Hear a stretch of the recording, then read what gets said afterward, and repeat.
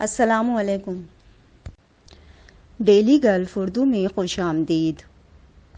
رمضان المبارک کے دوران یو اے ای میں فلائٹ ٹکٹ مہنگی ہونے کا امکان۔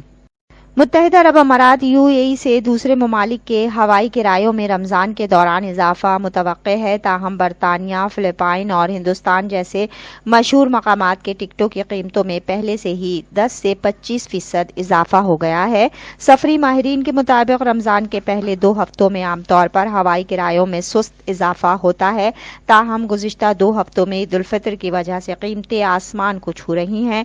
سفری ماہرین اس سال ایک مختلف رجحان کی توقع کرتے ہیں، یہ بتاتے ہوئے کہ اسکولوں میں موسم بہار اور اختتامی تعطیلات کی وجہ سے رمضان کے پہلے نصف میں ہوائی کرایوں میں تیزی سے اضافہ دیکھا جا سکتا ہے۔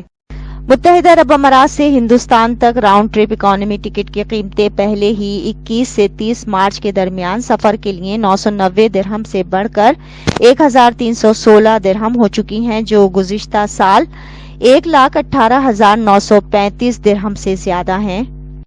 منیلا کے لیے پروازوں کی قیمت اب 2,728 درہم ہے۔ اسی طرح برطانیہ، امریکہ اور بڑے یورپی ریاستوں کے ہوائی کرایوں میں بھی اضافہ ہوگا۔ زیادہ کرایوں کے باوجود لوگ رمضان کے دوران سفر کریں گے، کیونکہ موسم بہار کی چھٹیوں کے لیے اسکول بند رہیں گے۔